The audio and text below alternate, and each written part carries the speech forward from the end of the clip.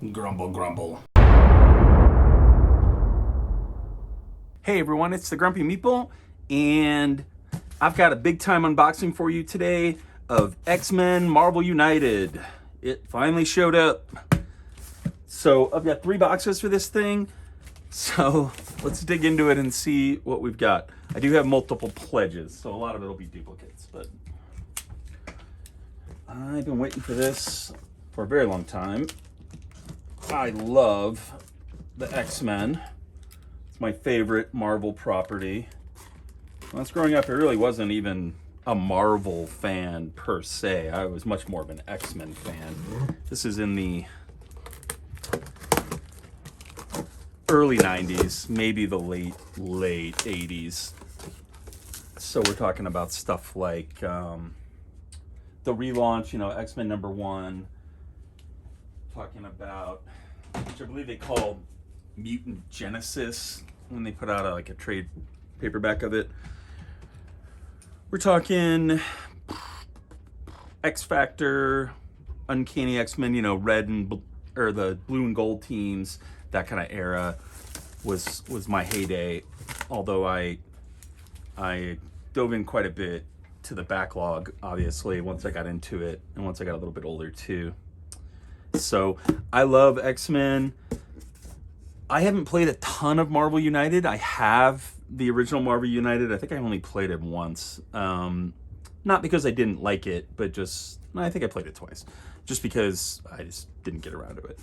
So I'm super excited for the Marvel version though, because this really scratches my kind of itches I'm seeing already. I'm seeing Alpha Flight, Sentinels, X-Men First Class. Super cool. So it looks like this is all kind of extra stuff. So maybe we'll pull this one off and start with this one, which I already opened off screen.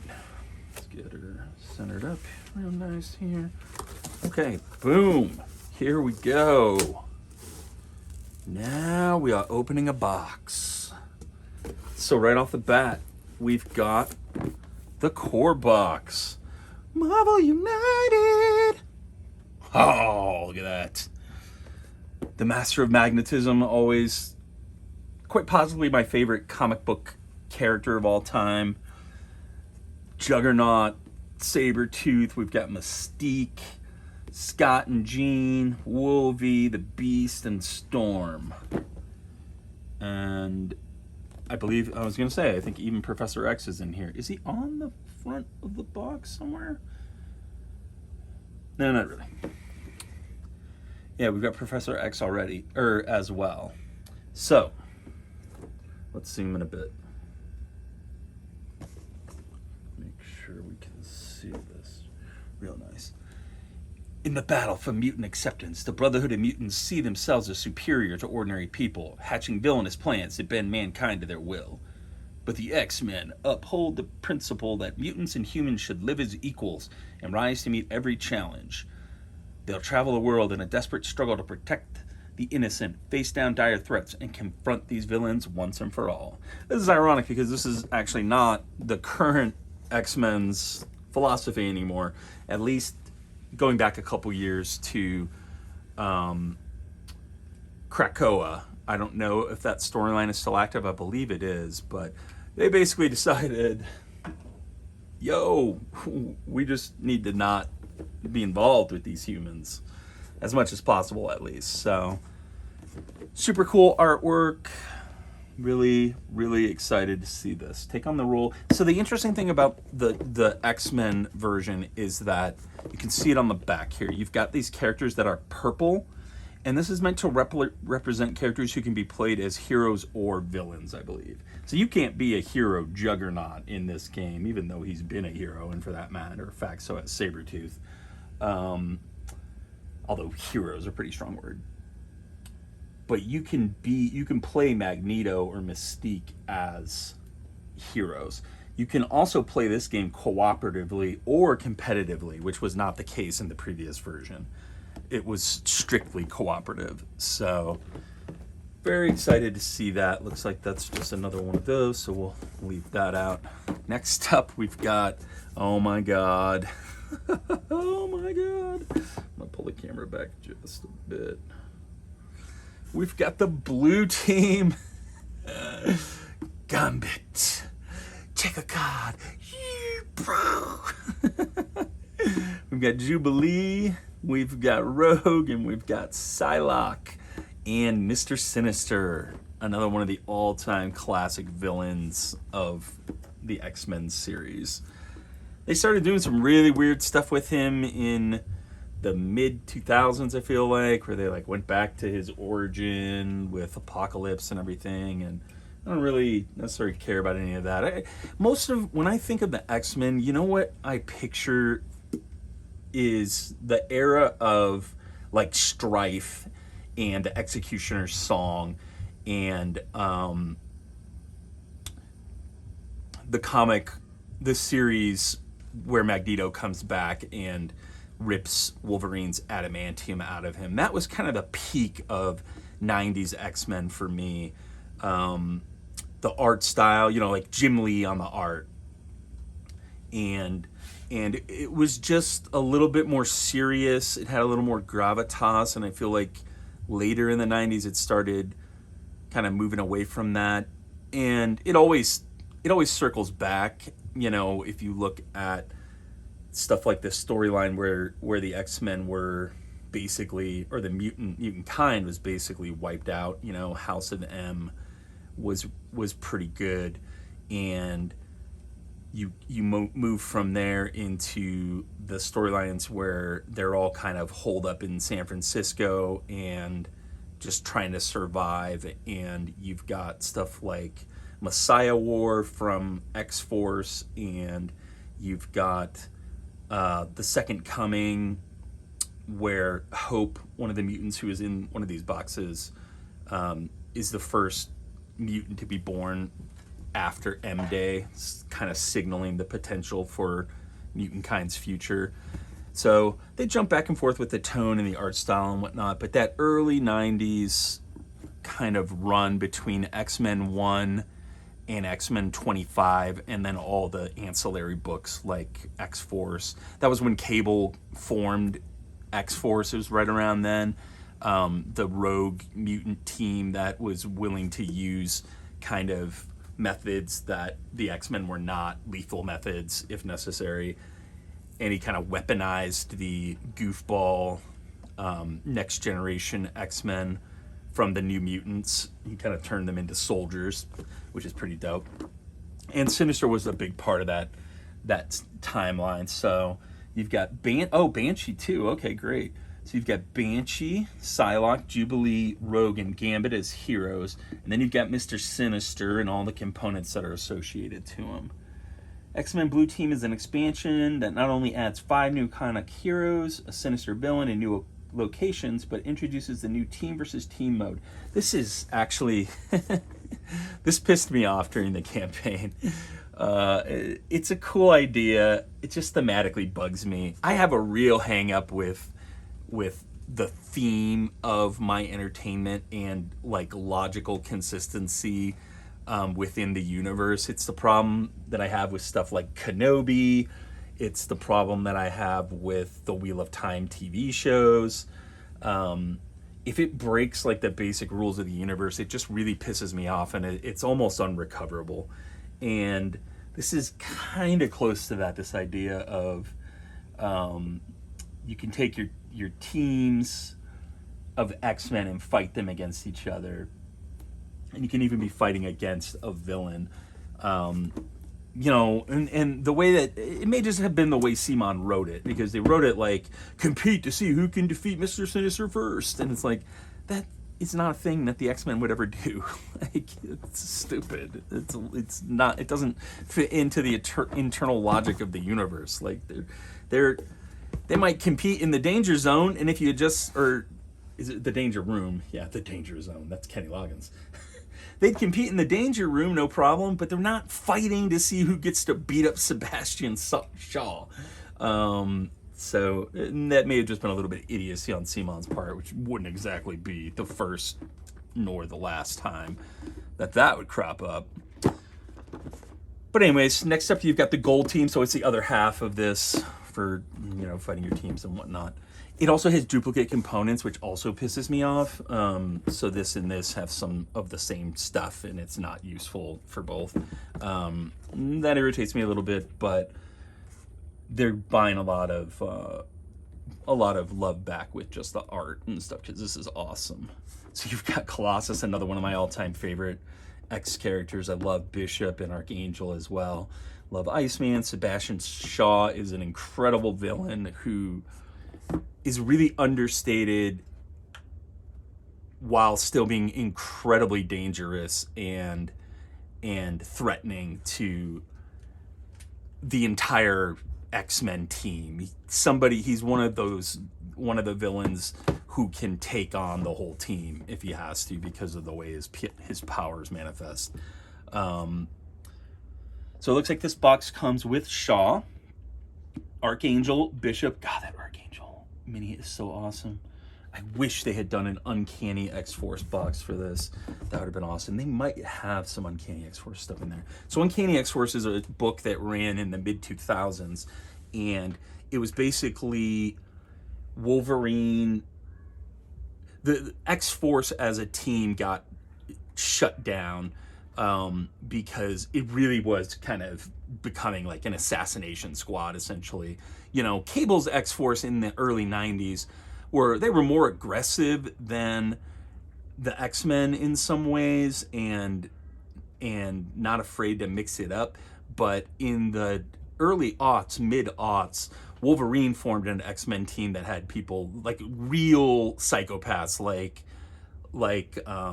maybe not psychopaths, but just real hard asses like Warpath and Wolverine and Archangel, and I want to say Domino might have been on that team.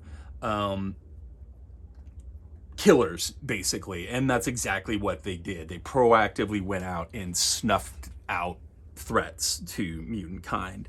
And that team got disbanded, and then Wolverine, I believe, kind of clandestinely, that's not working, secretly, my vocabulary is bigger than on paper than it is the other written word. Wolverine secretly put a new team together, which was even more brutal. And the first thing they did was go on a mission to murder a child.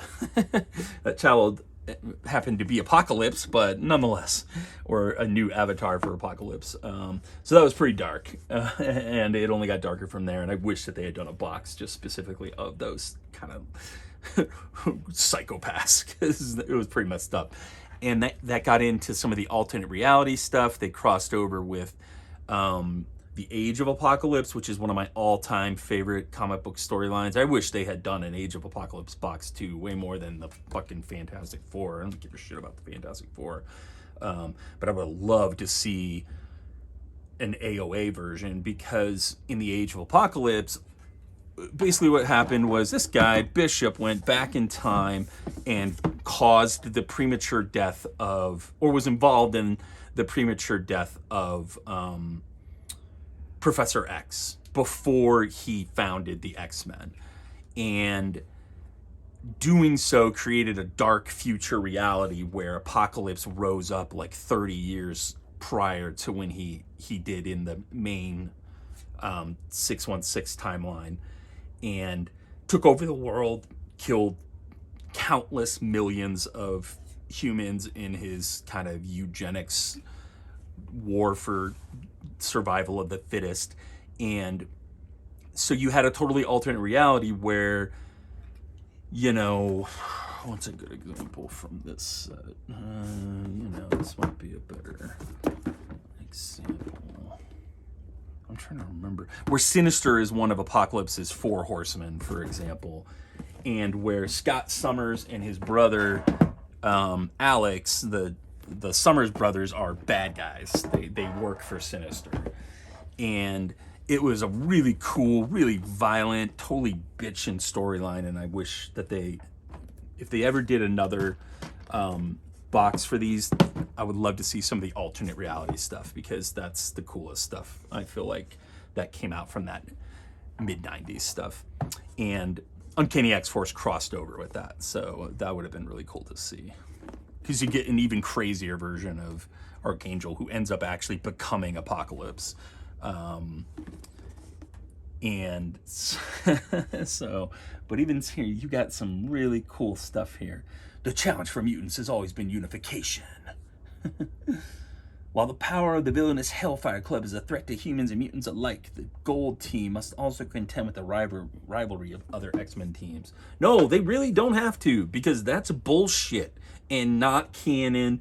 And Simon, you're fucking idiot assholes for trying to basically just like shoehorn a storyline onto a game mechanic that they wanted to put in. Like I said, I mean, who are the idiots over there? All you have to do is say, oh, so they need to train inside the danger room to become more powerful to stop the Hellfire Club. I just fucking wrote it for you in canon. It took 30 seconds, you know.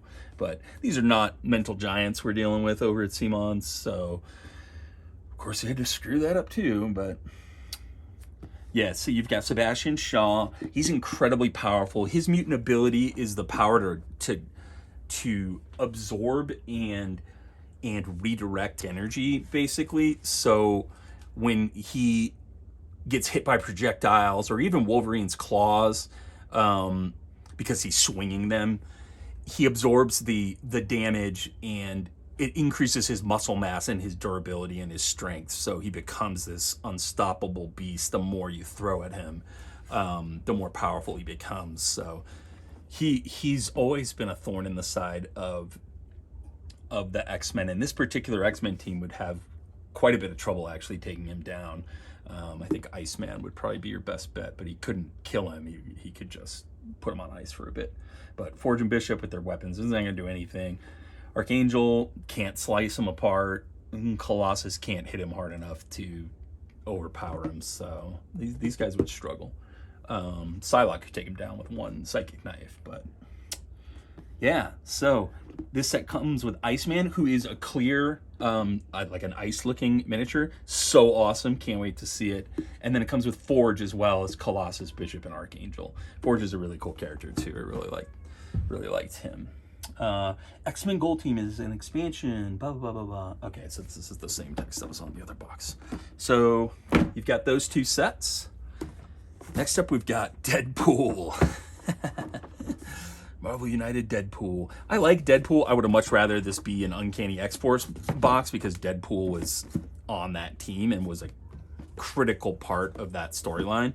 In a really poignant way that you wouldn't expect from Deadpool, actually. So that's kind of a missed opportunity, but I'm not going to complain about a Deadpool box because I like Deadpool. Get ready for the good, the bad, and the chaotic neutral. What you hold in your hands is without a doubt the greatest expansion ever created. I mean, did you see that cover art? Eat your heart out, Roy Lichtenstein. In a rare example of honest advertising, the title says it all. This expansion is all about Deadpool, the merc with a mouth. Let's milk me for all I'm worth. Want to play as Deadpool? You clearly have refined tastes. Want to fight Deadpool? Ill-advised, yes, but I respect your cojones. Just want to add a healthy dose of chaos by having Deadpool crash your games? Hey, what's the worst that could happen? So this comes with, Deadpool the hero, Lady Deadpool, Deadpool the villain, which looks really cool because he looks a little more old school. He was originally a villain. He was an X-Force villain is the first time I remember seeing him. He was teamed up with and had not teamed up with, but kind of crossed paths with Juggernaut and Black Tom Cassidy at one point. And he was tied up with Cable and that storyline of Cable kind of, showing up in the early 90s from 3,000 years in the future. And so very interesting stuff as a villain. And then you've got Deadpool the challenge mode and Bob, Agent of Hydra. Awesome. This stuff looks great. Yeah, you get 3 flavors of the merc with a mouth, as well as his not so trusty sidekick Bob. These most unusual characters can all be played as either heroes or villains, always with tongue stuck firmly in cheek, breaking the fourth wall. Very cool. Okay, what do we got next? Next we have the Marvel United plastic tokens. I hate cardboard tokens. I especially hated them in Marvel United, the original game, because the tokens weren't as bad. The dashboards, though, the location dashboards drove me crazy because it would slide all over the place and they'd be just this shitty little card stock. And so I bought all the upgrades that I could get my hands on. So here we've got the plastic tokens. Very excited about that. And it comes with, just to touch on it, it comes with, I believe it comes with tokens for, does this replace both sets? I believe this replaces both. So if you have the original version of Marvel United, this integrates with both of them. I might be wrong about that, but I don't think I am. Here's something that has nothing to do with the goddamn X-Men, and that is the Fantastic Four. I don't really know what the plan was with this. I don't dislike the Fantastic Four. I mean, who does? You know, Doctor Doom is one of the coolest Marvel villains ever.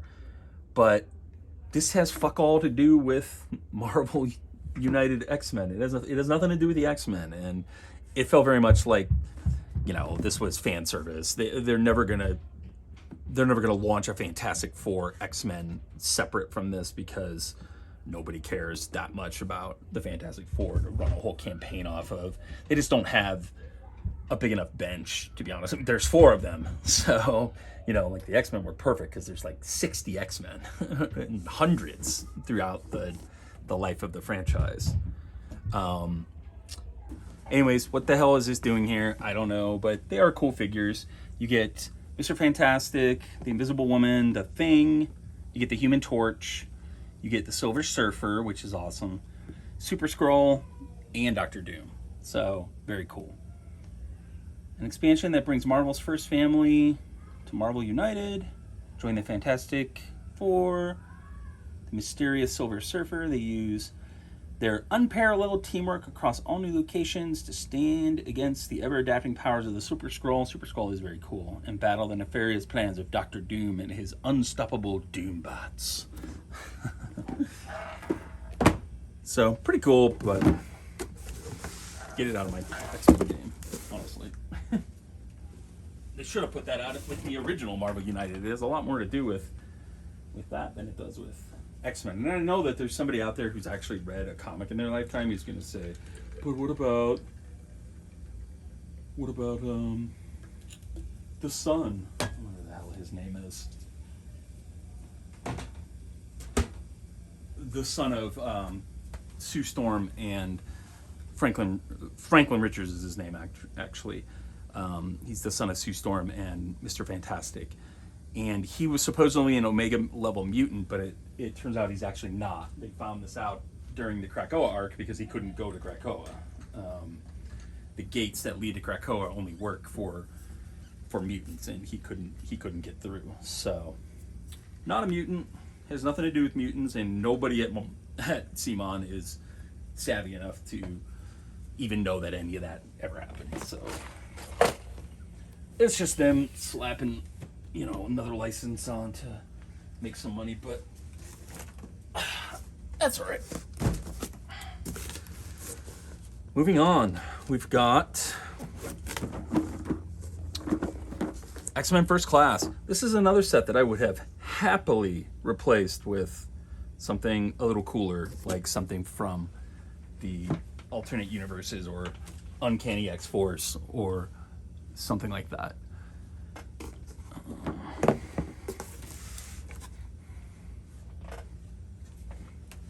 But it is what it is. You get basically the original versions of all these characters. You get Angel, so before he became Archangel, Marvel Girl, you get Cyclops, you get Iceman back when he was the Snowman, you get the Beast before he mutated, which is kind of cool, and then you get the Scarlet Witch and Quicksilver, which are cool characters, but, you know, I'm not sure why they felt the need to put this particular set out. This storyline isn't particularly beloved or well known, and it just seems like, I don't know, somebody over there had a hard on for X-Men First Class, to be honest. Less experienced raw versions of the classic heroes. Adds the Danger Room, which is cool. Although, I don't know, whatever. Let's not dig into the lore too much with this, because it's just going to make us sad, right?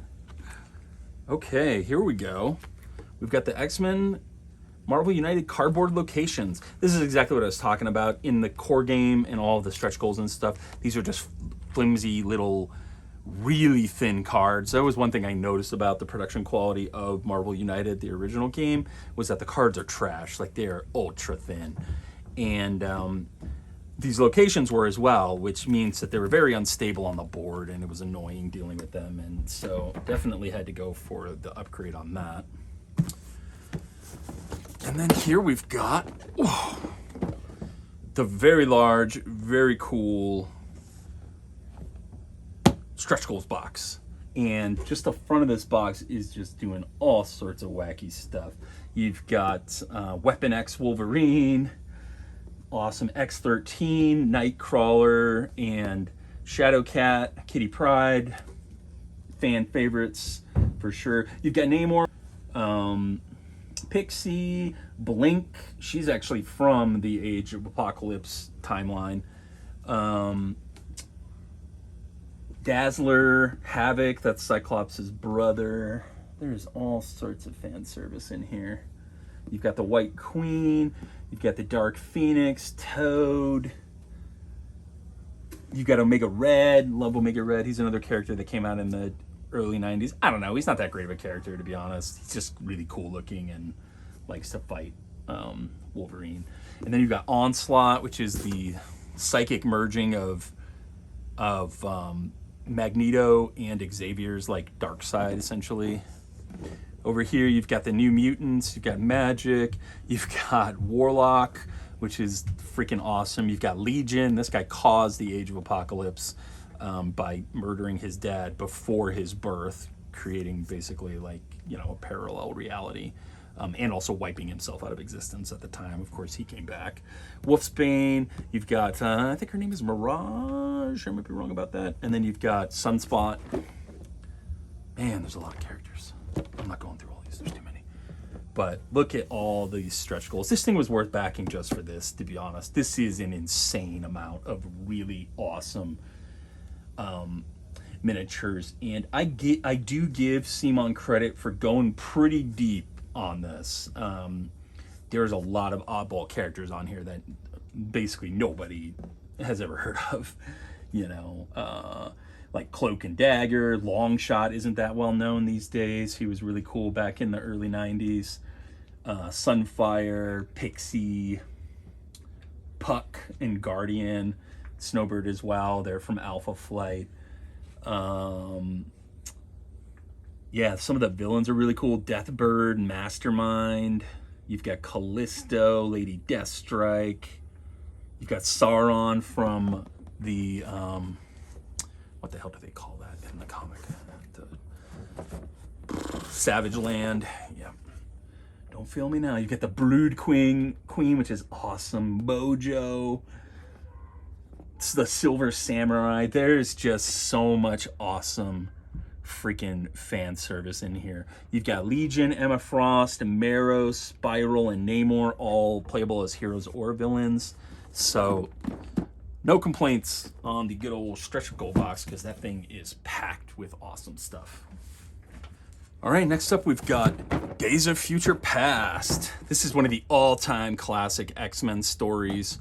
It's a dystopian tale of the future where the Sentinels rise up and wipe out mutant kind, essentially, leaving only a handful of survivors, including, of course, Wolverine, who is virtually unkillable. Although he does get... Does he get killed in this storyline? That was in the TV show. So you've got Sentinels, and then you've got Nimrod, who is, at the time, one of the most powerful characters that had ever kind of been created. Basically unstoppable. And this is really cool because you get 3 pretty big, pretty detailed, and all unique Sentinel figures. I think this set beats the shit out of the one that was previewed for Marvel Zombies. Those Sentinels looked fucking dumb. Their legs were too thin and they just didn't look unique enough. These are awesome, and I'm so glad that I got my hands on this. It comes with Logan, so rather than Wolverine or Old Man Logan, this is just called Logan. And then it comes with Nimrod. And it says, a dark alternate future, an army of gargantuan sentinel robots are systematically hunting down mutant kind. Yeah, this is really cool. And these guys have a weird activation protocol because they're robots, so they're like moving around the map. This is super dope and one of the highlights of the set for me for sure.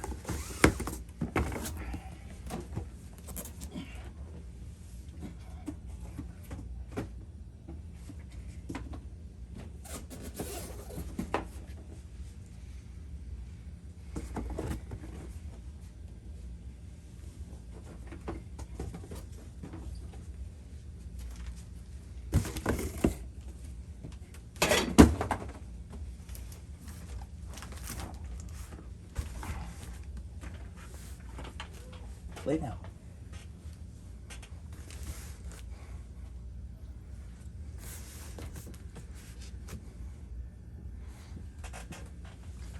All right, and now we have box number 3.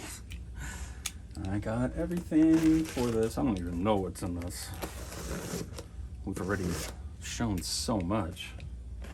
Always some duplicates. Must be almost all duplicates. Okay, here we go. Yes, we've got another Days of Future Past. We've got the Phoenix 5. This is another set. Who the fuck was pinging Marvel or Simon and saying, hey, you should make a Phoenix 5 set? This is a forgettable storyline from the 2010s where the X-Men all become, these 5 X-Men get a part of the Phoenix Force and kind of turn evil and beat the shit out of the Avengers and try to destroy the world. Namor destroys Wakanda with a flood. And then you have Hope Summers, who ends up being the true avatar for the Phoenix Force, I believe. Though I'm not sure that she ever actually merges with it, at least not long term. But this is a totally forgettable storyline. No one gives a shit about the Phoenix 5. And no one is happy that they put this in this set. This just seems to me like either, laziness in terms of research on Simon's part, to where they didn't really want to dig into stuff like the Age of Apocalypse because it's too confusing for their little fucking proton brains. How does this work with the real X-Men? I don't understand. Or they just Googled or Wikipedia'd recent X-Men storylines, but I don't know what the point of this is. I don't know what the point of giving us another Cyclops is. We've got like fucking 5 Cyclopses already, but you do get this cool set where they're all villains. So you've got Colossus, Cyclops, Magic, Emma Frost, and Namor as villains, and Namor does have a cool base, it looks like. And then you get Hope Summers, who's a really cool character who, what is her ability? I think her ability is to mimic and boost the ability of mutants that are nearby, something along those lines.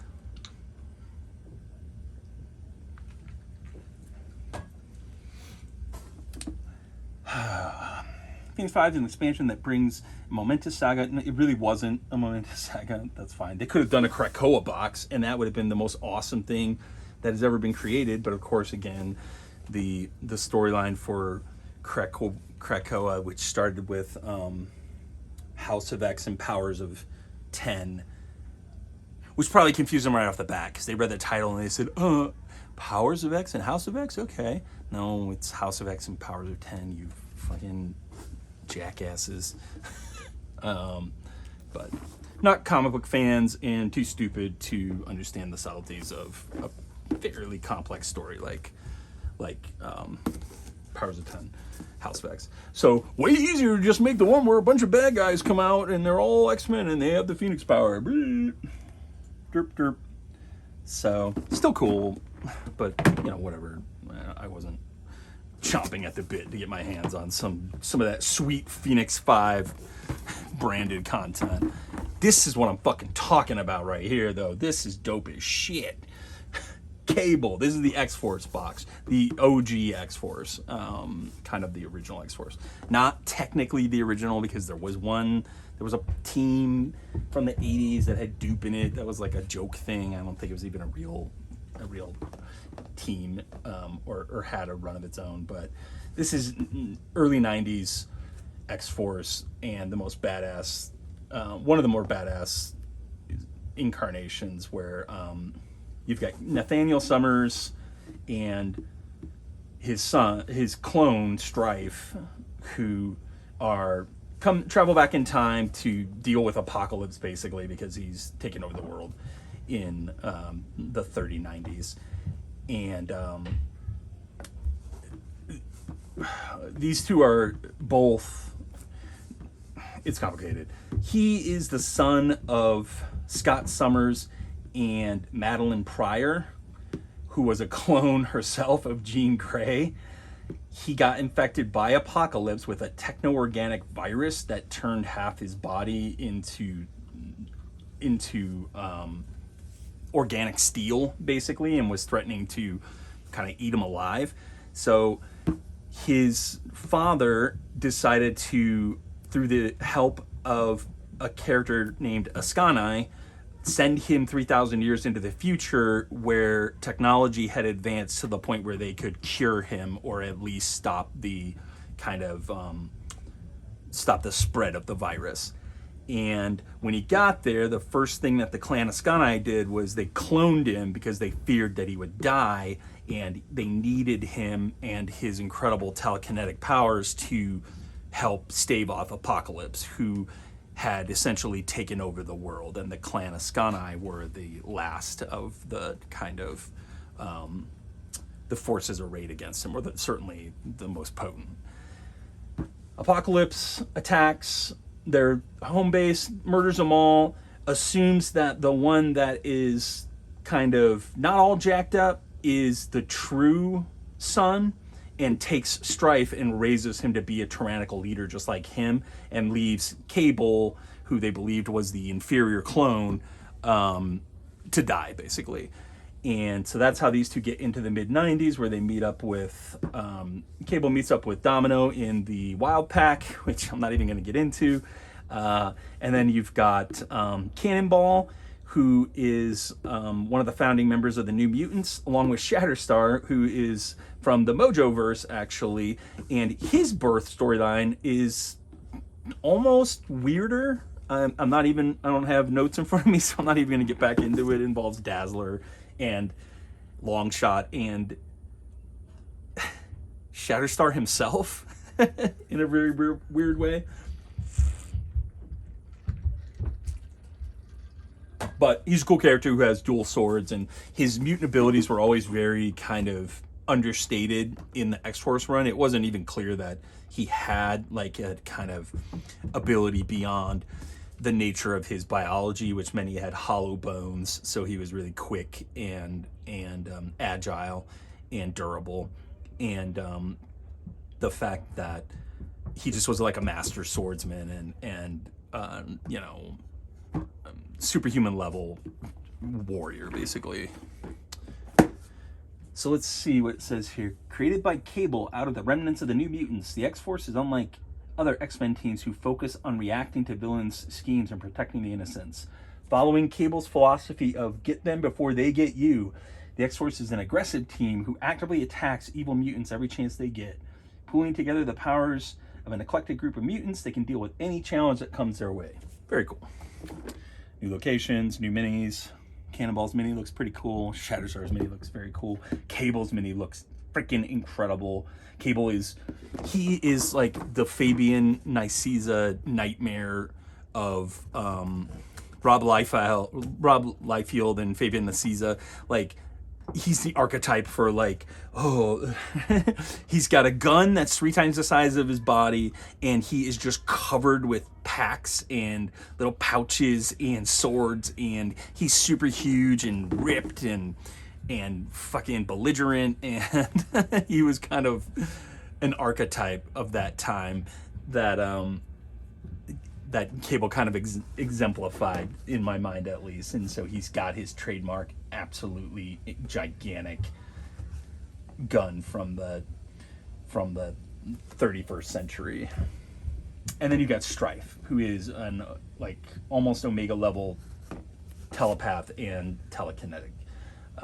So he beats the hell out of X-Force time and time again until Cable finally takes him down. It's a really interesting storyline too, actually, because it turns out that Cable himself is an immensely powerful telekinetic. He just has almost like his body has adapted to using his telekinesis to hold back the ravaging of the techno-organic virus that was consuming him. And so in the early storylines with him, it's kind of never even mentioned. And really, once it even is, and once it's revealed that he's their son, they talk a lot about how he kind of can't manifest his powers because he's constantly keeping himself alive by blocking this virus that was created by Apocalypse. So really cool stuff. Very excited to have this in the collection. This is one of the coolest boxes in the whole set, as far as I'm concerned. Okay. Oh, so next we've got the promo characters. You know that Simon loves to do this. You know, they'll have a campaign and they'll put 90% of the characters you can get from anywhere, but these two mofos you could only get by pledging a certain level. So she came with the, I believe it's called the Apocalypse Pledge, and he comes with the All-In. So what you have here is Mohawk Storm, which I have no goddamn reason or idea why the fuck they wasted a promo on just a slightly different version of Storm. I mean, she controls the weather. Look, is she really going to be that different in this form? And with the literally hundreds of, as well as they did with pulling deep from the backlog, there are still hundreds of characters that they don't even come close to touching here. And so it's very disappointing that they wasted one of these promos on her, and I might just get rid of this because I don't give two shits about Mohawk Storm. I like Storm just fine, but... And then, of course, they sucker you in with Old Man Logan, which is a very cool character from a very cool comics run, limited series. What else do we have here? Oh, of course. Next up, you've got the Horsemen of Apocalypse. So you've got APOC, you've got Famine, War, Pestilence, and Archangel Death. And APOC himself. Apocalypse is one of my all-time favorite comic book villains. I just freaking love... He's just so over the top, and it's such a unique perspective that he has because the character is so old. He's basically been alive since, you know, before the birth of Christ. He's like 5,000 years old or something like that. I think he's an external. There are Eternals and Externals, and I believe that he is one of the Externals.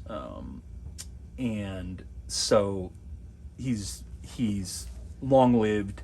He's discovered a downed ship, celestial ship, as a human / normal mutant, and augmented himself with it, and that's where his armor comes from, and his longevity and such, I believe, is a direct result of that kind of celestial tampering. And you learn later on that this wasn't in the Uncanny X-Force. You learn that this was very much by design, that he has a purpose, that the Celestials have put him on a path, and that he in fact actually owes them a debt. And I don't know if they got around to it, but they started hinting at, like, it's time to pay up, motherfucker, for being able to live for 5,000 years. So that's a really cool storyline. And then you've got the Horsemen. They are on their mounts, which is kind of cool. But again, like, this is the most boring incarnation of the Horsemen ever. and I would have liked to see, like, this is like the classic and also the cartoon incarnation. They could have done some interesting things with that, but it is still cool to have. Yeah, after 5,000 years, Apocalypse, the first mutant, has risen again. His plans for domination and cleansing of the world began with the gathering of his chief lieutenants: famine, war, pestilence, and death. The four horsemen ride by his side, sowing destruction wherever they roam, in a fanatical implementation of survival of the fittest. So that's Apocalypse's whole deal, is that he believes that mutant kind, humanity, biology is driven by Darwin's kind of theory of culling the weak and leaving the strong to continually improve the species and evolve it. And so he has whole storylines where, like I said, in the Age of Apocalypse, he actually succeeds, and he culls millions of baseline humans because they're not fit to survive in his world by his estimation. And again, this ties into a deeper storyline about his nature and his interactions with the Celestials, who are, I don't even know what you would call them. They're like gods, basically. And so he's kind of been tasked with culling the population of the Earth. So, but he bought into it for sure, and a couple times he gets pretty close. Super cool character, rides the line between hero and villain. That's why he's purple. I was really happy when they made him purple, because this actually is a reference to the Krakoa storyline, because one of the amazing things about that story, in which basically mutant kind comes together and decides that hero or villain, it really doesn't matter anymore, because humanity is desperate to wipe us out, and the only way we're going to survive is if we band together. And so in kind of one of the craziest comic panels you will ever see, Apocalypse shows up, shakes the hand of Professor X, and joins their council of leaders, basically, because he believes that this is the best thing for mutant kind and for their evolution. So they represented that in the fact that he can be a hero or a villain, and he does become a hero, at least for a time. I need to go back. I stopped reading X-Men after X of Swords, not for any particular reason, but I just fell off of it. I have a lot going on. And there was a period of like 5 years there where I really wasn't sleeping at all, and my health was kind of shaky and because of that, and real life stuff. But he really shows himself to be something of a hero in that storyline, and it's really cool that they represented that here. I begged them to in the comments, and I was happy that they did. Because I don't think he was originally supposed to be purple. I think that they announced that. Yeah, super cool. One of my all-time favorite characters. Here, it's another horseman. Then we've got, oh my god, cardboard villain dashboards. Oh, I totally forgot I even backed this.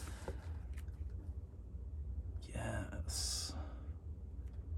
I'm trying to remember if the heroes have dashboards in this game. I don't think they do. I think they just have a deck of cards. So this is another upgrade for Marvel United. For the X-Men set specifically. And again, it just replaces shitty, thin, trash paper with nice, heavy cardboard. It sucks that you have to pay more for this. You really shouldn't. They should put a premium product out right up the front, especially when they're charging $300 for it. But I was happy to at least have the option of buying it because I want it. So... So that's it for all the boxed stuff, I believe. Make sure I got my copy of X-Force, my copy of Days of Future Past. I do have one more thing to show off, though, and that is the playmat. So let's bust this open. This actually arrived months ago for reasons that defy logic. Not really clear why they mailed this to me and then made me wait 3 months for the game with which you play it, but you know, you can spend all day shitting on CMON and kind of never get anywhere just because they don't make rational decisions. They do what they do, which is mostly put out some really cool games, put out some total trash like Cyberpunk, which honestly, I'm bored with beating up on them at this point, so I just didn't even bother.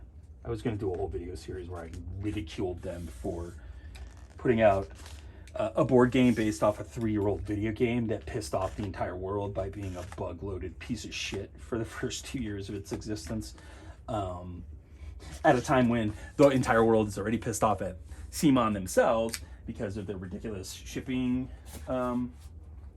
extorted practices, where they're basically trying to wring some more profits out of Marvel Zombies by just tacking on an additional cost and calling it shipping.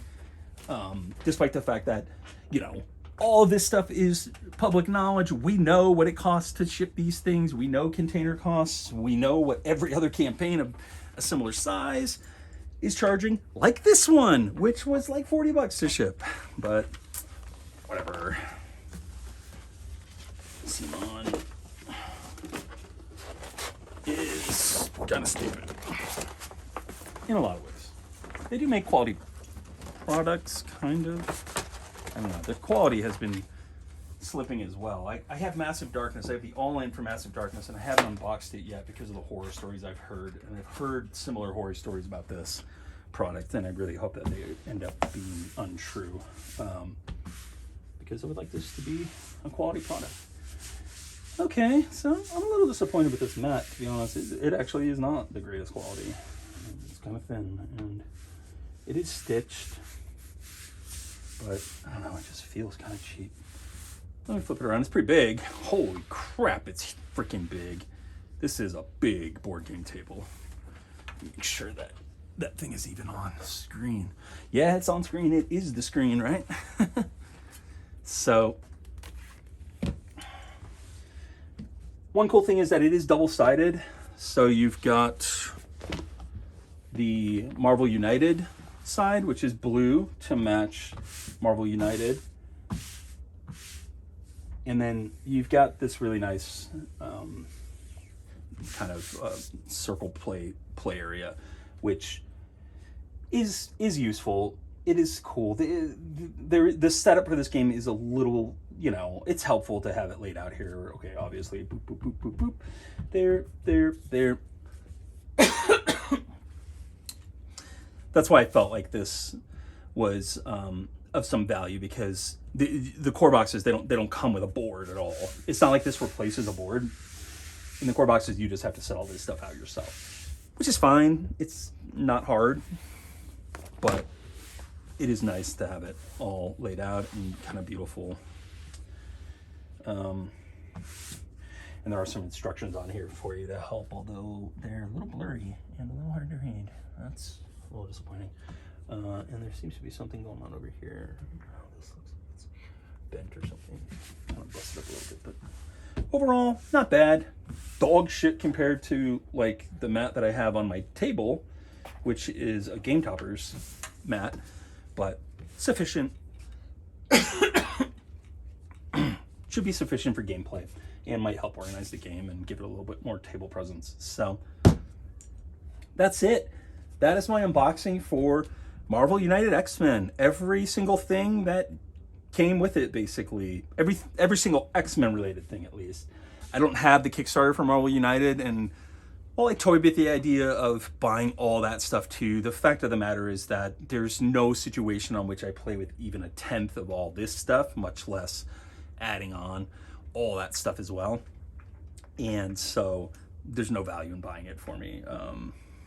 While I love Marvel across the board, I don't I'm happy to play a self-contained X-Men version of it. This would have been the version that I would have wanted anyways. So very, very cool. I hope you all enjoyed this. There's a lot going on. We had a lot to look at. I don't even know how long this video is. My watch died on me. So, but you know, we got some stuff. I can't even get half of it onto the screen.